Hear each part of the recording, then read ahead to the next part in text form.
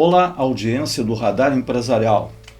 Hoje estamos aqui nos estúdios do Grupo Arauto para mais uma edição e desta vez um encontro com o principal executivo aqui em Santa Cruz do Sul, de uma das principais empresas de Santa Cruz do Sul. Um encontro onde vamos falar de todo o histórico da Germani Alimentos, do Grupo Dallas, e também um encontro delicioso, até pelos produtos que esta empresa produz. Estamos recebendo aqui o diretor industrial da Germani Alimentos, diretor industrial do Grupo Dallas, Carlos Adriano Fissel Ferrugem, o Adriano para os amigos. Adriano, quero te agradecer por ter aceito o nosso convite para vir aqui nos estúdios do Grupo Arauto falar sobre a tua trajetória pessoal, sobre também toda a bela história do Grupo Dallas e também, desde 2014, desde 2015, a aquisição da Germani Alimentos pelo Grupo Dallas, trazendo investimentos, empregos para Santa Cruz do Sul e região e tornando esta grande empresa cada vez mais destaque na indústria gaúcha e também destaque aqui no contexto regional e principalmente na questão industrial de Santa Cruz do Sul. Muito obrigado. Eu que agradeço, Sequinato, é um prazer, é um duplo prazer, porque eu estou hoje aqui com um amigo que também me recebeu lá em 2015, acho que foi uma das primeiras pessoas que eu conheci em Santa Cruz e me orientou muito bem, né? Isso aí me ajudou muito na trajetória. Então, estou aqui publicamente agradecendo o amigo e agradecendo a Arauto também pelo convite. Nós vamos falar aí sobre o Grupo Dallas, que é um grupo que foi criado lá pelo o fundador, o patriarca do Grupo Dallas, o senhor Valdir Zorzo, lá no estado do Mato Grosso do Sul. E tu iniciou tuas atividades no Grupo Dallas lá também no Mato Grosso do Sul, mas tu é gaúcho de Bagé. Exato. Para quem está nos assistindo, quem é o Adriano? Então, eu nasci em Bagé em 1965, sou basqueteiro. Fiquei em Bagé até os 26 anos, onde me formei em Direito. Conheci a minha esposa, a Dirlene, com a qual tenho 2 filhos, a Luísa e o Felipe. E a trajetória da Dallas começou com um convite do meu sogro, que na época estava montando o primeiro moinho de trigo no Mato Grosso do Sul, que era uma história antiga, que era um moinho que vinha da história dele, que era da história do pai dele, que foi um moageiro com moinho colonial e tal. E ele naquela época, implantou um moinho no Mato Grosso do Sul, numa fazenda Dallas. Aí daí saiu o nome Moinho Dallas, que foi a primeira empresa. E ele nos convidou para trabalhar com ele, e eu deixei Bagé, deixei a carreira de advogado e fui trabalhar como vendedor de farinha, E assim começou essa trajetória. E de lá a coisa foi ampliando, nós tivemos muito sucesso no início lá. Quando eu cheguei eu tinha um decreto que não poderia... Quando ele construiu o moinho, existia um decreto que não poderia vender farinha sem ter cotas. E ele não tinha essas cotas. E quando entrou o Collor, que foi bem o ano que nós fomos para lá, ele liberou as cotas, então abriu o mercado de trigo, de farinha, e nós tivemos muito sucesso, porque os moinhos de trigo estavam mal acostumados, na época, a ter um mercado muito restrito. Assim, estavam numa zona de conforto. Uma zona de conforto. E nós entramos num ambiente totalmente diferente, Nós fomos atrás, eu levava vinho de presente para os compradores e tal.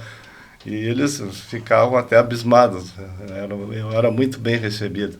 Então eu tive muito sucesso. E vendemos muita farinha, e nesse moinho que ficou por uns 4, 5 anos operando, e ele ficou pequeno. Aí o motivo pelo qual nós tivemos que montar e esse moinho era na fazenda, né? E as estradas eram muito ruins, então nós montamos na cidade de Nova Alvorada do Sul, que hoje é a matriz.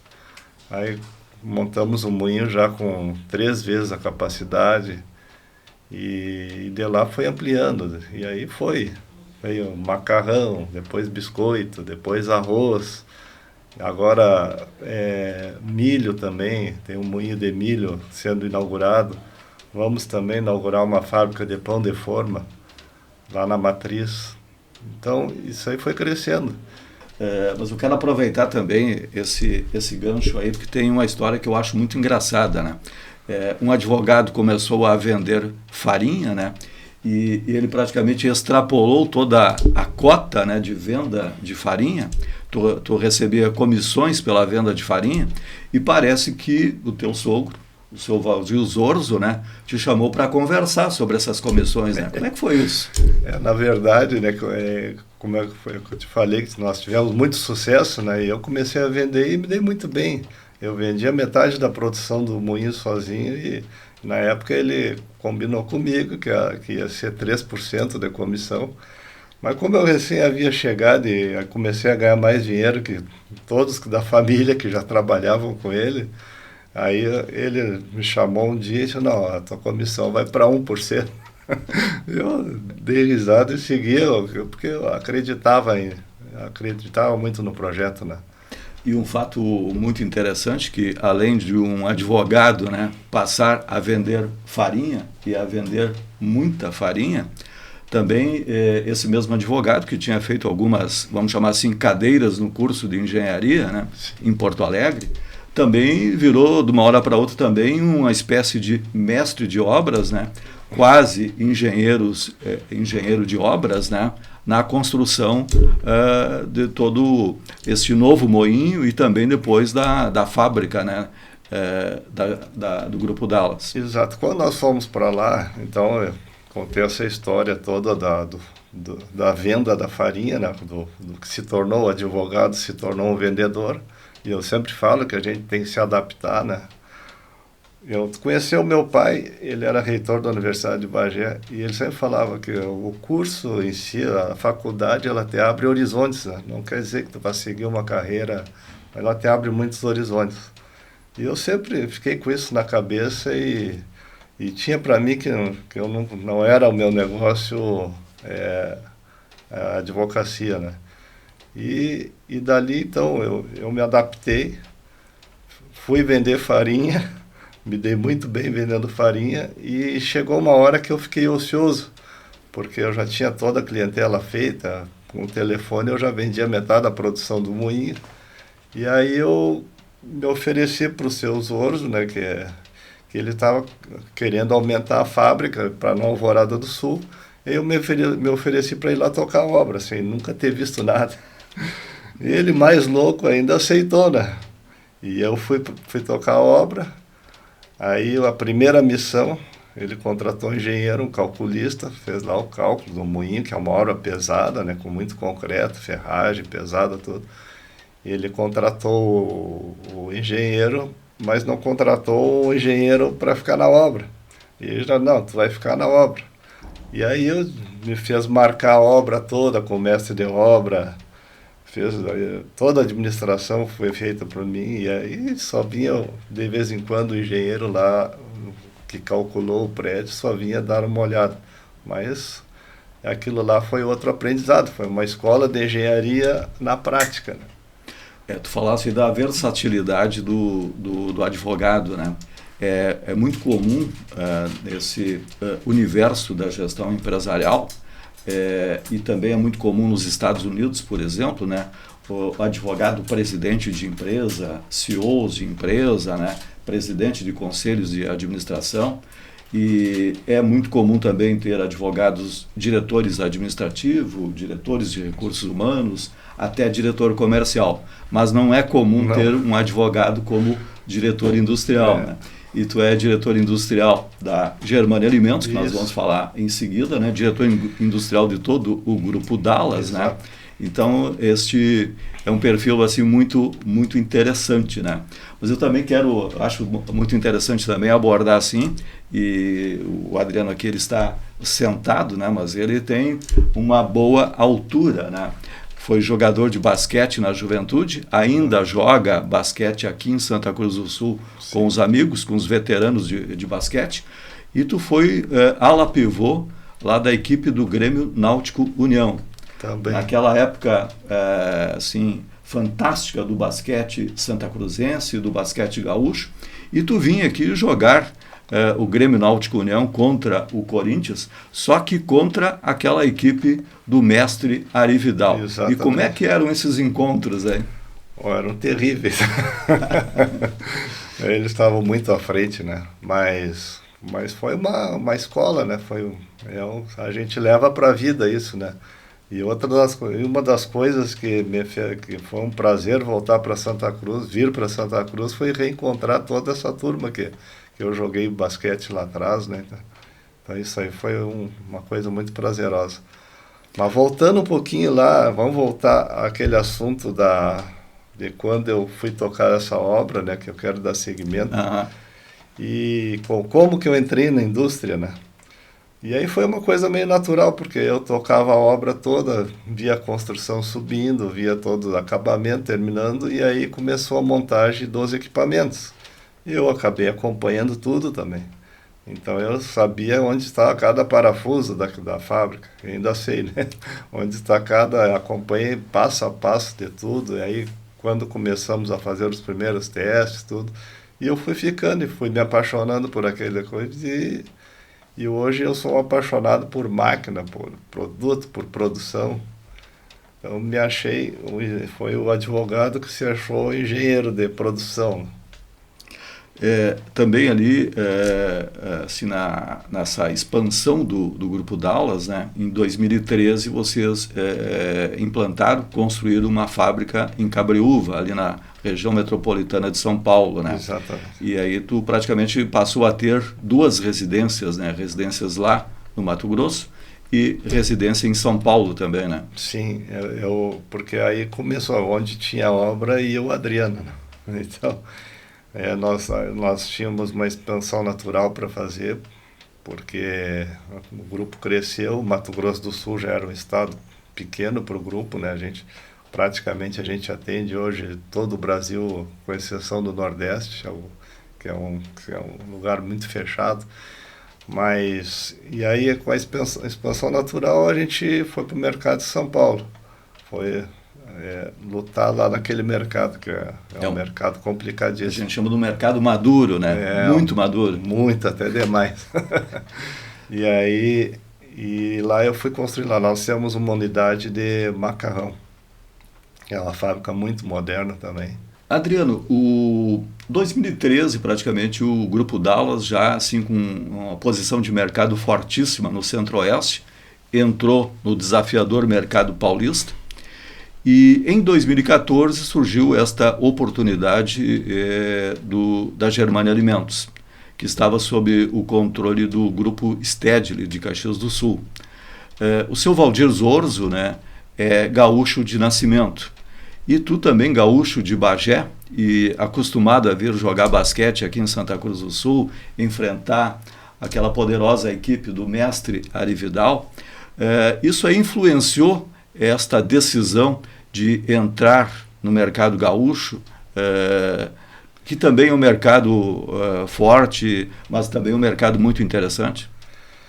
Então, nós até 2014, né, quando resolvemos comprar Germânia, nosso pensamento sempre era crescimento orgânico, né? Nós não pensávamos em aquisição. E esse mercado, apesar de grande, os proprietários, naquela época era muito proprietário da empresa, e hoje as empresas são mais com diretores e tal, mas naquela época era muito proprietário. E a gente era um grupo, na verdade, pequeno, todos se conheciam, né? E numa dessas reuniões de setorial, O Carlos Stedley, que é a pessoa da família Stedley que tocava a Germani, ele veio e me ofertou a empresa. A princípio eu tinha, mas não tinha como muito assim boa fama, porque eles não investiam muito E como nós tentávamos entrar nesse mercado, como tu falou que nós somos gaúchos, a gente tentava entrar muito tempo no mercado gaúcho, mas sem sucesso, porque a marca não... O gaúcho é meio bairrista, né? É bastante bairrista. Então a marca não conseguia, assim, ter sucesso aqui dentro. E aí eu vi como uma oportunidade, começamos a conversar mais, e passou um ano, quando foi início de 2015, a gente viu com mais carinho essa questão.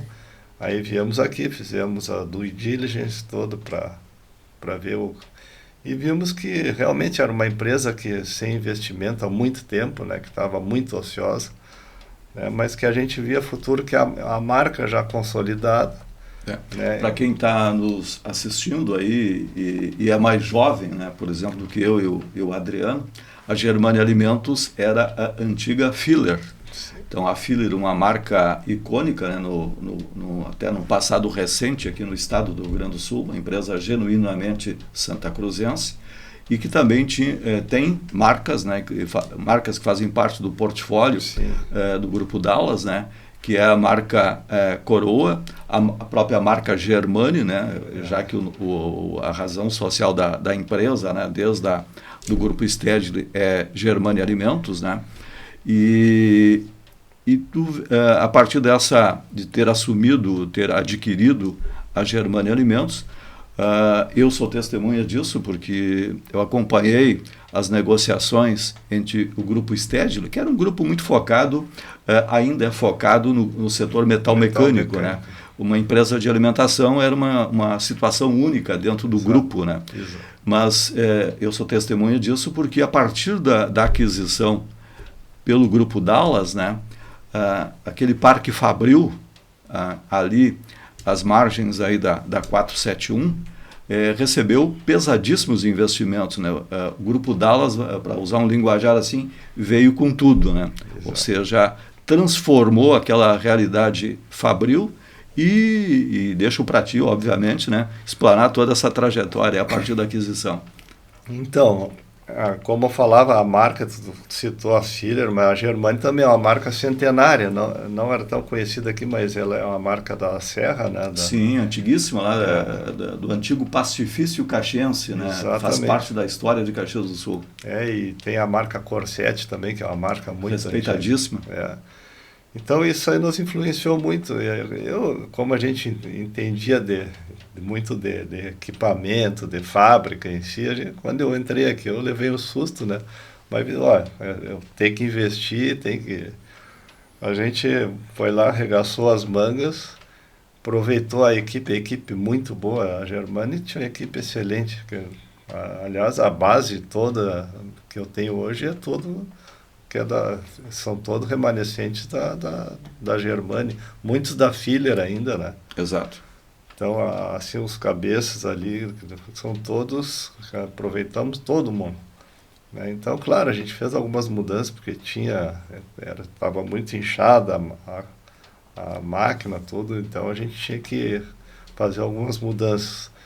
E aí foi, de 2015, quando foi em 2016, nós já começamos a comprar equipamentos novos. 2017 houve uma ampliação do prédio, tudo. E hoje eu posso te dizer, sem medo de errar, que é uma das fábricas mais modernas do Brasil hoje.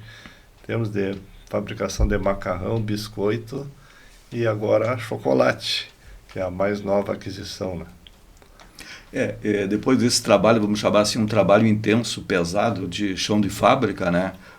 Mudando todo o layout, equipamentos modernos, tu começaste a trabalhar o chamado mix de produtos, né? Aquela linha tradicional, né? Que lá no centro do país chamam de macarrão, nós aqui chamamos mesmo de massa, né? Os biscoitos, né? Todas aquelas linhas tradicionais, os cream cracker, os produtos assim que todos nós encontramos, né? É difícil não encontrar em algum mercado, supermercado do Rio Grande do Sul, os produtos da Germânia, né? Sim. E aí vieste entrando praticamente num novo segmento, né? Primeiramente com essa marca fantástica, né? Que é a marca Caterino, né? Sim. A marca Caterino surgiu depois, uma história que eu já te contei antes, que era a gente, para agregar valor, o biscoito, o macarrão, né? Tudo são quase commodities, né?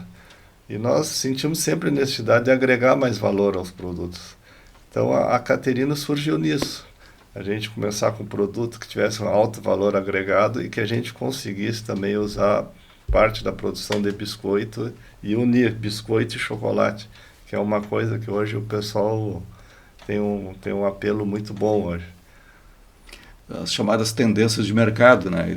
Tu te inspiraste nessas tendências de mercado, nos produtos de valor agregado que existem no planeta, acho que principalmente no mercado europeu, né? Para trazer este produto para o universo do brasileiro, né? Do consumidor brasileiro. Exatamente, porque se eu fosse começar a fazer uma fábrica hoje e produzir o que já tem no mercado, eu ia ser mais um, né? E ia entrar numa briga de foice no escuro, né?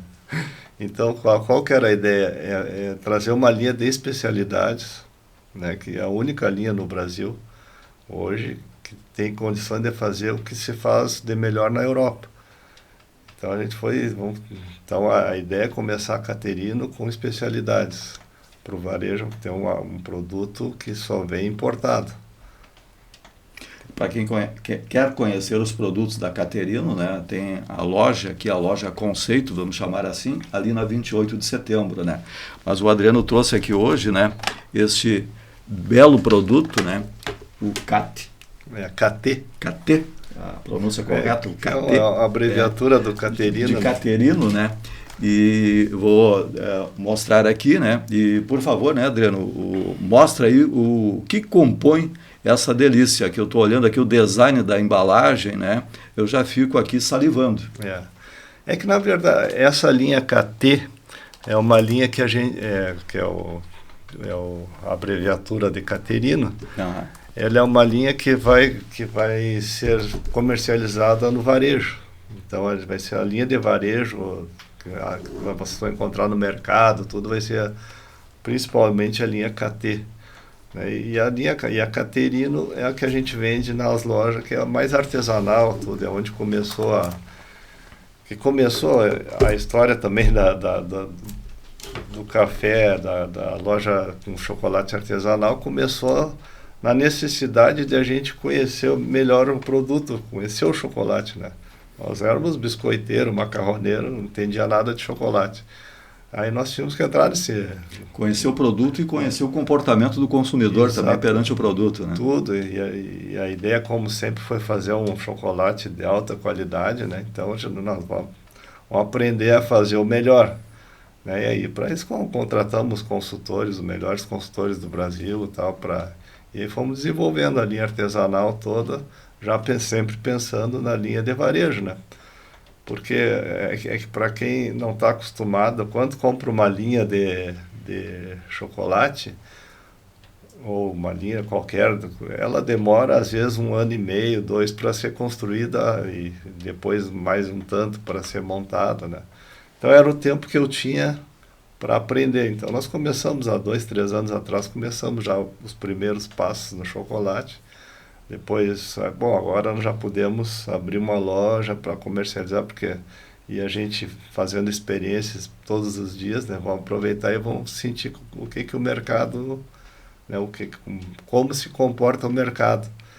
E assim começou a Caterino, e hoje tem uma loja, ficou uma loja muito bacana, até convido... Uma das mais lindas lojas e talvez a mais deliciosa loja de Santa Cruz do Sul. Com certeza. Os chocólatras aí que estão nos assistindo, né? Quem ainda não conhece, vale a pena conhecer. E também, né, os cafés, todos os demais produtos ali encontrados, porque também na mesma linha assim, de uma cafeteria tradicional, né, mas de altíssimo nível. Né? A proposta é essa, né? Porque porque a proposta é exatamente mostrar a qualidade que vai ser o nosso produto de varejo, para as pessoas sentirem na loja ter o mesmo encanto que tem na loja que tem com o produto que vai para o varejo, né? É um chocolate que é uma outra coisa que aconteceu no Brasil, no mundo, né? Que o chocolate saiu de $5.000 a tonelada para $12.000. Então as marcas no Brasil, que elas pensam em volume, trabalham muito em cima de volume, né? Para não perder volume, porque se ele tem que aumentar muito o preço do chocolate, começaram a fazer várias misturas, inclusive com gorduras, vegetais e tal, no chocolate, que isso derrubou muito a qualidade, né? E a nossa proposta não é entrar com um chocolate de alta qualidade, né? Pode ser, às vezes, um mercado mais de nicho, mas com qualidade. A gente não quer sair disso aí. Fazer um chocolate verdadeiro, com os ingredientes que tem que se usar num chocolate de alta qualidade, igual o europeu. E baseado em toda essa trajetória do Grupo Dallas, né, primeiro com a moagem, depois fabricando massas, biscoitos, com essa experiência, né, e realidade que é a marca Caterino, né, com essa loja Conceitos, chocolates premium, né, acho que seria o nome Sim, adequado, né, para os produtos da Caterino, mas o grupo já está realizando assim, um importantíssimo investimento, né, importando toda uma linha de fabricação da Turquia, né? Sim. E praticamente é uma nova fábrica dentro da fábrica da Germani aqui em Santa Cruz do Sul. Exatamente. Ou seja, a Germani vai entrar neste mercado, o mercado de chocolates e outros produtos, né, de valor agregado também, mas com a venda, o canal de venda com os supermercados. E uma marca totalmente independente. Exato. Né? E os canais nós vamos trabalhar nos mesmos canais e vamos agregar novos canais, que o chocolate expande bastante, né? Que ele começa a entrar em canais que a gente não atende ainda com outros produtos. E as obras, né? E tu, um advogado tocador de obras, né? Nunca parou de fazer obras, né? As obras da fábrica desse segmento de chocolates, né? Estão assim em um ritmo muito forte, né? E vai assim participar desse mercado, pelo menos aqui no Rio Grande do Sul, né? Onde tem players já consagrados, né? Do conhecimento do consumidor gaúcho, né? Que é a Neugbauer, né? A Divine de Encantado e também a Trento, né? Do grupo Pessim, lá de Erechim. Ou seja, é mais um player qualificado agora, a Germani, que entra nesse mercado, que é um mercado em franco crescimento, né? Mas que tu vai vir com novidades, né? Eu digo que são todas belas empresas. Eu conheço algumas delas, são belas empresas e a gente fica muito orgulhoso de todas estarem aqui no Rio Grande do Sul, o que vai tornar o Rio Grande do Sul um polo, já com Gramado no artesanal, vai tornar um polo de varejo também, um polo grande de produção de chocolate de qualidade. Adriano, assim, eu já conhecendo o Grupo Dallas, né, desde 2014, desde 2015, né, eu noto assim que vocês têm uma cultura, né, o Grupo Dallas, uma cultura muito forte, né, é um grupo que tem uma gestão muito enxuta, né, e tem as questões dos valores do grupo, das empresas que fazem parte do grupo, né, a eficácia, né, cooperação, a meritocracia, o comprometimento, né, foco nos resultados. Hoje são quantos funcionários colaboradores aqui na fábrica Germani Alimentos em Santa Cruz do Sul? Aqui em torno de 400, entre turma externa e interna, né? Mas a gente está dizendo porque a dificuldade de mão de obra está muito grande. Exatamente. Na indústria, hoje eu opero com 230 funcionários. teriam que estar operando 230 e eu não consigo passar de 190 na contratação. Então isso fez com que nós tivéssemos que investir o ano passado 15 milhões de reais só em automação. Então, porque não tem mão de obra, é uma coisa impressionante. E vamos chamar, essa nova fábrica, dentro da fábrica da Germânia Alimentos, né? Esta linha de produção que foi totalmente importada, né? Muito moderno, que tem de melhor no planeta hoje nesse segmento, né? Nesse tipo de fábrica, vamos chamar assim. Ela vem assim com alto grau de automatização, né? Até por uma questão da qualidade que esses produtos vão ter. Isso vai ter algum acréscimo no contingente de colaboradores da Germânia? Não, aumenta sim. Inclusive, como eu vou automatizar uma área muito grande da área de biscoito, macarrão, tudo, então vai sobrar algumas pessoas que vão para esse contingente, justamente para conseguir a gente formar. É uma excelente oportunidade, né, até para quem está nos assistindo, até trabalhar uma marca respeitadíssima, né, no Brasil, uma empresa moderna, uma fábrica moderna, né, então tem aí excelentes perspectivas, né, para quem quer trabalhar na indústria, né. Essa questão que tu abordaste assim, da dificuldade de conseguir colaboradores, né, funcionários, né, eu já ouvia praticamente, se fala muito hoje, mas eu já ouvia essas questões assim, de todos os industriais principalmente, e mais recentemente no comércio, na prestação de serviço, essa dificuldade de buscar talentos e de reter talentos também. Hoje não é a dificuldade, não é da Germânia, a dificuldade e a gente conversa no Brasil inteiro, né?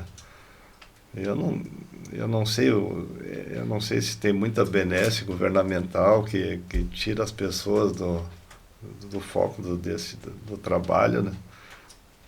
Então é um problema que a gente pode enfrentar no futuro. Talvez quando acabar esse dinheiro governamental e as pessoas tiverem que voltar a procurar emprego, talvez já não estejam mais lá as vagas, né? São desafios que a indústria gaúcha, né, e a indústria brasileira, elas têm pela frente, né? Tu que tem uma visão até de Brasil, né, porque tu tem um conhecimento por ter atuado, continuar atuando, né, em todos esses mercados, né, mercado do Centro-Oeste, mercado do Sudeste, mercado do Sul. Como tu vê o Grupo Germânia, né, 2026, como tu vê o Grupo Germânia lá em 2036, em 2050, assim, como é que é a visão de futuro do segmento aonde a Germânia atua, né? Como tu vê assim o mercado e a indústria brasileira? Olha, eu vejo sempre em crescimento, são itens de primeira necessidade, né, que a gente, pelo menos no nosso setor, são itens, a maioria de primeira necessidade. Então a gente vê se, às vezes, o próprio crescimento orgânico já é um crescimento grande, mas a gente vê também que a gente espera, né, que tenha mais gente com mais poder de compra também, que a gente sempre espera do Brasil, quase nunca vem, mas a gente está sempre esperançoso, né? E os investimentos que a gente faz sempre são pensando já para 10 anos na frente sempre. Né? A gente sempre, quando contrata a capacidade de máquina, a gente sempre extrapola lá para ter uma sobra grande para trabalhar. Bom, aqui tem um espaço que eu chamo assim de considerações finais. E, Adriano, tu é um bageense que está aqui há 10 anos, direto praticamente em Santa Cruz do Sul. Dá para se dizer que logo vira aí um cidadão santacruzense. E nesses 10 anos aí, sempre investindo, gerando e mantendo empregos. Deixa assim para tu fazer tuas considerações aí e essa tua profissão de fé em Santa Cruz do Sul. Não é só dizer que eu sou hoje um apaixonado por Santa Cruz, me considero um santacruzense já, né? na decoração, não sei se de direito, mas decoração. Para usar um linguajar da fronteira, ele está querenciado em Santa Cruz do Sul. Está querenciado. E a ideia é sempre poder ajudar no que puder aqui, fazer o máximo para o desenvolvimento da região, da cidade, da região. E a gente está sempre disposto, disposto a ajudar e as ordens, né, de quem quiser a nossa ajuda. Foi um prazer receber aqui o Adriano e trazendo sempre, né, essas boas notícias do Grupo Dallas, da Germânia Alimentos, apostando cada vez mais no futuro de Santa Cruz do Sul e da região. Muito obrigado.